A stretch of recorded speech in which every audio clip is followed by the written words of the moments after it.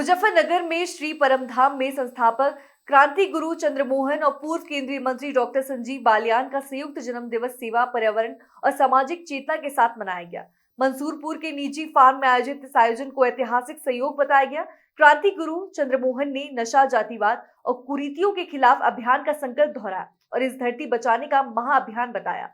Iran Israel विवाद पर उन्होंने कहा कि ये वैश्विक कूटनीति का हिस्सा है। अमेरिका की अर्थव्यवस्था यहूदी समुदाय के नियंत्रण में है, इसलिए वो इजरायल का समर्थन करता है। वहीं घरेलू हिंसा के बढ़ते मामलों पर उन्होंने धर्म की शिक्षा की कमी को कारण बताते हुए कहा कि हिंदू धर्म में विवाह जन्म जन्मांतर का बंधन है, लेकिन आज लोग धार्मिक मूल्यों से दूर हो गए हैं, जिससे समाज में विकट की स्थिति बन गई है।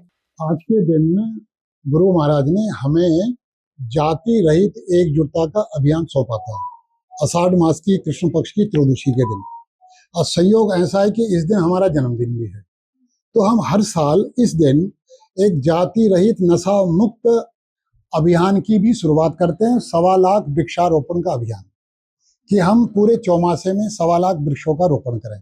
ये 25 साल से चल रहा है और नशा मुक्त और जाति रहित समाज के प्रति जागरूकता हम पैदा करते हैं।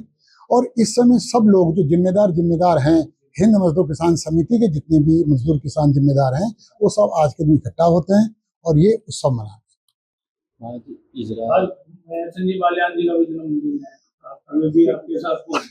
हाँ, ये बड़ा अच्छा संयोग रहा कि जो हमारे प्रिय हैं डॉक्टर संजीव बालियान जी, उनका भी जन्मदिन आज ही है।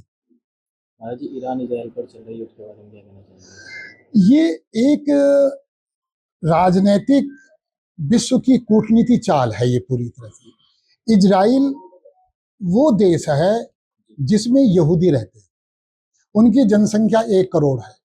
उन पे जितना अत्याचार हुआ है पश्चिम में, उतना अत्याचार किसी भी समुदाय पे नहीं हुआ जितना यहूदियों पे हुआ है। यहूदियों को पहले हिटलर ने कत्लेआम किया, उनका कम से कम लगभग सुना होगा 60 लाख।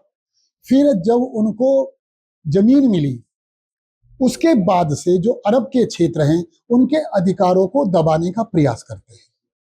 लेकिन वे लोग जाति रहित एकजुट होकर और शिक्षा को मजबूती से पकड़कर वो इतनी ऊंचाइयों पर पहुंच गए हैं, उनका कोई नुकसान नहीं पहुंचा सकता, उनको कोई हरा नहीं सकता।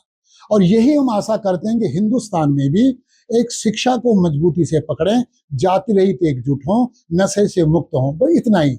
हम तो 100 करोड़ क्या 140 करोड़ हैं हम, वो तो केवल 1 करोड़ है। अमेरिका के बीच में एंट्री में किस तरीके से देखते हैं? अमेरिका उनकी मदद करने को मजबूर रहेगा, क्योंकि अमेरिका की पूरी अर्थव्यवस्था, पूरा वहां का कब्जा किनके हाथ में है? यहूदियों के हाथ में है।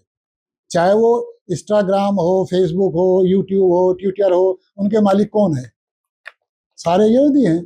तो अमेरिका को अगर अपना देश चलाना है तो इजराइल का साथ उनको देना पड़ेगा। ईरान इजरायल के युद्ध के बीच में से अमेरिका की एंट्री में तो क्या ये विश्व युद्ध को संकेत देता है?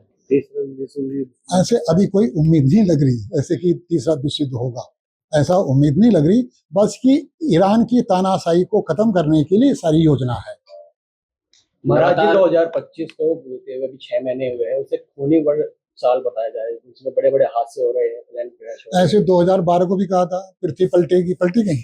महाराज जी आजकल पत्नियों द्वारा पतियों को मारने का मामला सामने आ रहा है, प्रेमी के चक्कर में, क्या कहना चाहेंगे? ये तो आजकल ऐसा हो रहा है, धर्म से लोग हट रहे हैं, पूजा पाठ कोई करता नहीं, वास्तविक पाखंड में जम रहते हैं, पति पत्नी का संबंध पता नहीं।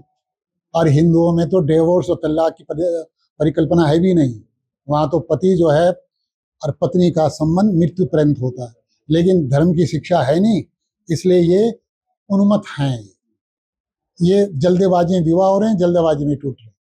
ठीक है ना? मुजफ्फरनगर एक भोपाल में एक माँ द्वारा अपने 2 बच्चों को जहर देकर मार दे रहे हैं, प्रेमी के चक्कर में, एक 4 साल का बेटा और 1 साल की बेटी। अभी नहीं तो अपवाद होते रहते हैं, तो जानवरपन, दरिंदगी, ये तो मानव समाज में रहती है। लेकिन हमको सबसे बड़ा ये काम करना चाहिए कि हम अपने माहौल में नशा जाति मुक्त अभियान में शामिल हों। अगर हमने जीवन में एक मनुष्य को भी नशा और जाति मुक्त कर दिया, समझ लेना हमने कई हजार यज्ञ कर लिए, कई हजार यज्ञ।